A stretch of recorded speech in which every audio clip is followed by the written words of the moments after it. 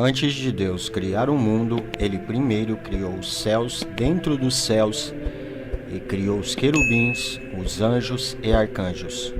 Os arcanjos eram essencialmente os anjos de melhor classificação, o principal mensageiro do próprio Deus.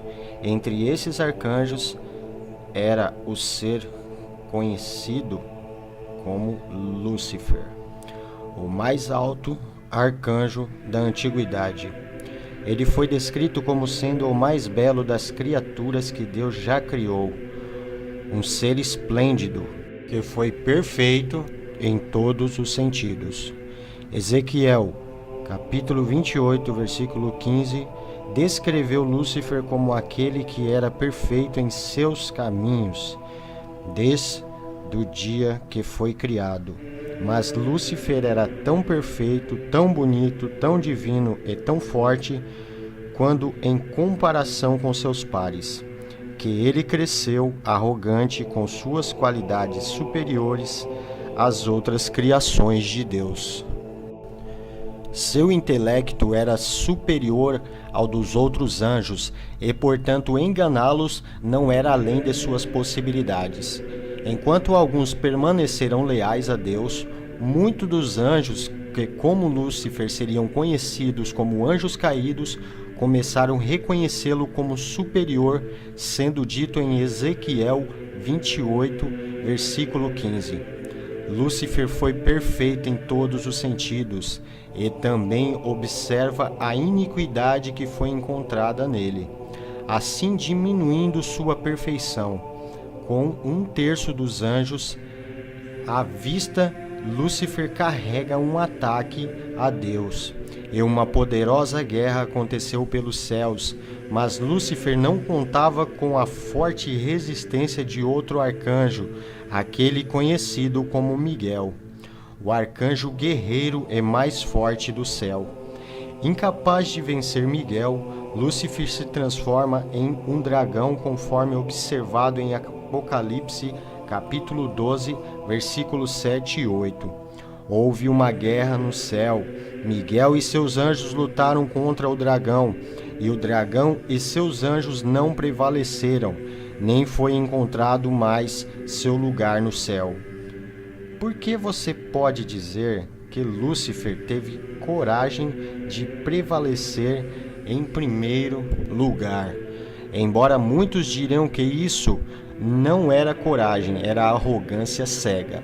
Ele foi finalmente derrotado pelo arcanjo Miguel.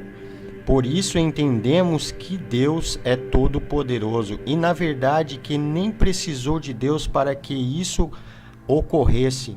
Foi o arcanjo Miguel que o derrotou. A derrota de Lúcifer é a revelação absoluta. Apocalipse capítulo 12, versículo 9, continua a afirmar: o grande dragão foi expulso e aquela velha serpente chamada Diabo e Satanás, que engana o mundo inteiro, foi lançado na terra e seus anjos foram com ele.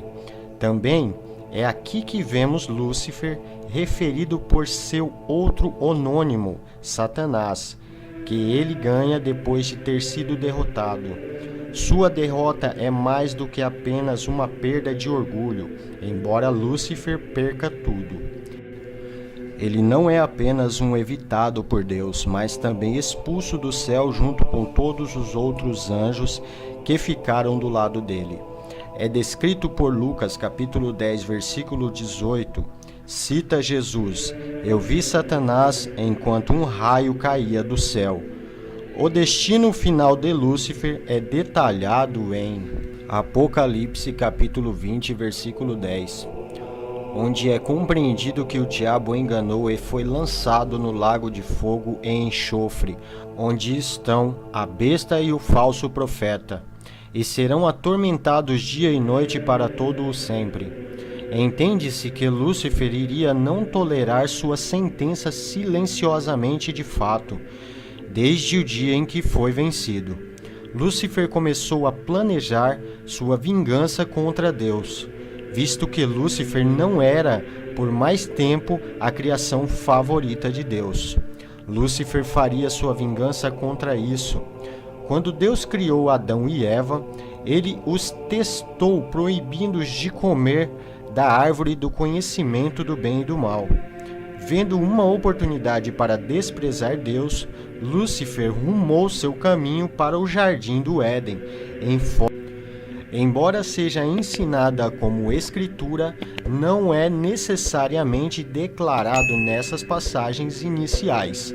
Alguns reencontram este argumento dizendo que Lúcifer é referido como serpente, mas notavelmente em Apocalipse capítulo 12, versículo 19, onde é chamado de velha serpente, e talvez, portanto, a serpente original. Outros argumentam que Lúcifer não era a cobra no jardim do Éden, mas que manipulou a cobra para falar em seu nome.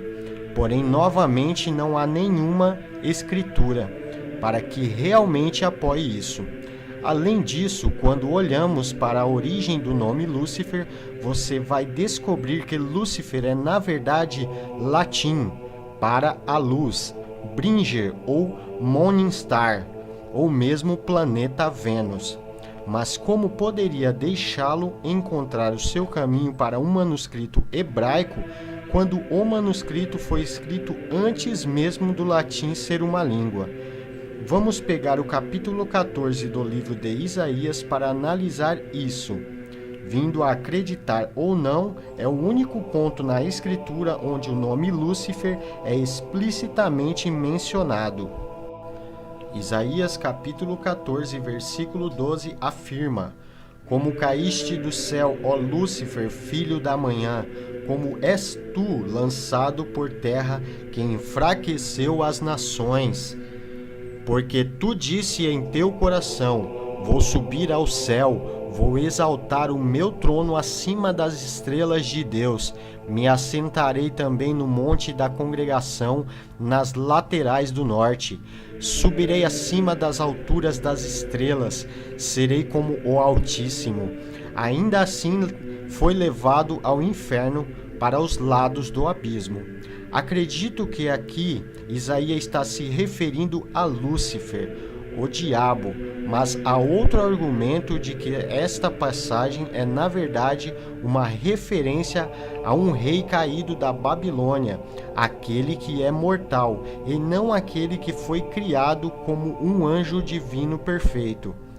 Entendeu-se que este rei havia pecado gravemente em sua perseguição a Israel. Provavelmente, acredito que Isaías, neste capítulo, procura explicar a loucura do rei e não a loucura de Lúcifer. Na verdade, seu uso do termo Lúcifer não é universal em todas as traduções. Em algumas versões é chamado de estrela da manhã ou granizo.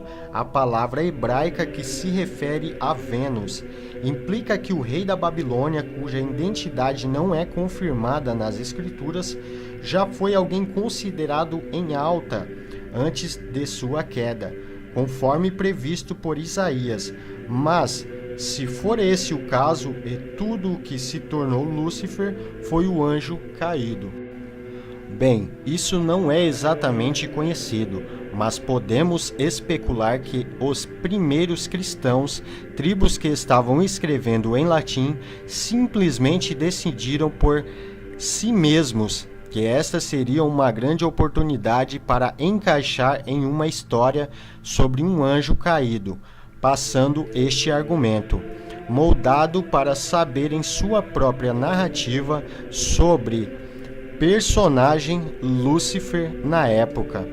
King James, as primeiras traduções para o inglês, foi responsável por essas traduções incorporárias.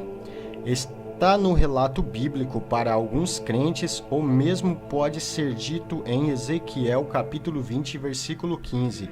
Aquele que foste perfeito em seus caminhos, desde o dia em que foste criado e encontrou a iniquidade.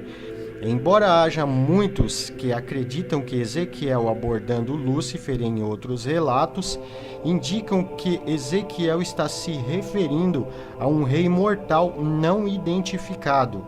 Na conclusão deste vídeo, independentemente de como você interpreta a história de Lúcifer, seja um rei babilônico sem nome ou arcanjo caído de Deus, o conteúdo da história é bastante profundo. Ecoa o velho ditado que o orgulho vem antes da queda. No sentido bíblico, em Provérbios, capítulo 16, versículo 18 diz: o orgulho procede à destruição e o espírito altivo antes da queda. Serve para nos mostrar que, como Lúcifer, se formos muito confiantes e acreditarmos que somos mais poderosos que Deus, na verdade podemos correr o risco de nos preparar para o nosso próprio fracasso. Esse conto também procura nos ensinar a ser modestos e a ser gratos pelo que temos. Embora devamos aspirar, não devemos precipitar nas coisas.